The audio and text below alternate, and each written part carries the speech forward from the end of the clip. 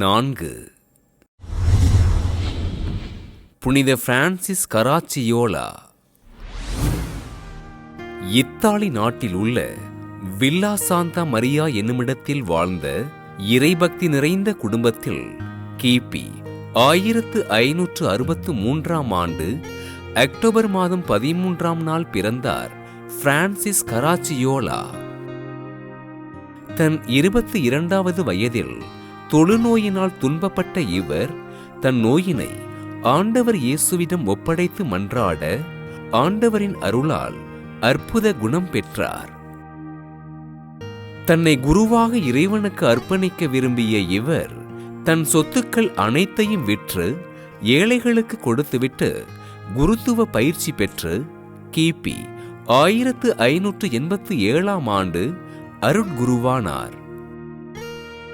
சிறை கைதிகள் நல்மரணம் அடைவதற்காக பணி செய்து கொண்டிருந்த குருக்களோடு தன்னை இணைத்துக் கொண்டு இறைப்பணிகளை செய்த அருட்தந்தை கராச்சியோலா அருட்தந்தை ஜியோவானி அகஸ்டினோ அடார்னா என்பவரோடு இணைந்து புதிய துறவற சபையினை தொடங்கினார். திருத்தந்தை 5ஆம் சிக்ஸ்தூஸ் இவரின் புதிய சபைக்கு அனுமதி அளிக்க அச்சபையின் விதிமுறைகளின்படி கிபி 1589ஆம் ஆண்டு ஏப்ரல் மாதம் 9ஆம் நாள் வார்த்தைப்பாடு அளித்தார்.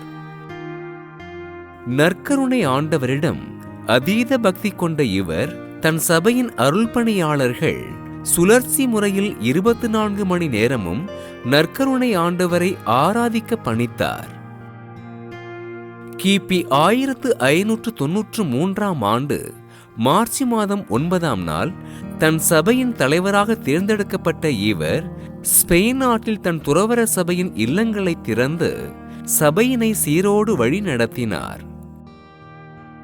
திருத்தந்தை 5ஆம் பவுல் அருட்தந்தை பிரான்சிஸ் கராச்சியோலாவினை ஆயராக உயர்த்த முடிவு செய்ய அதனை அன்போடு மறுத்து இறைப்பணிகளை தொடர்ந்த இவர் கிபி 1608ஆம் ஆண்டு விண்ணகம் சேர்ந்தார். ஏழைகள் மீது அன்பு கொண்டு அவர்களின் வாழ்வு மேம்பாட்டிற்காக தன்னை அர்ப்பணித்துக் கொண்ட அருட்தந்தை பிரான்சிஸ் கராச்சியோலாவினை திருத்தந்தை 14ஆம் கிளெமெண்ட் அருளாளராக உயர்த்த திருத்தந்தை 7ஆம் பத்திநாதர் கிபி 1807ஆம் ஆண்டு மே மாதம் 24ஆம் நாள் புனிதராக உயர்த்தினார்.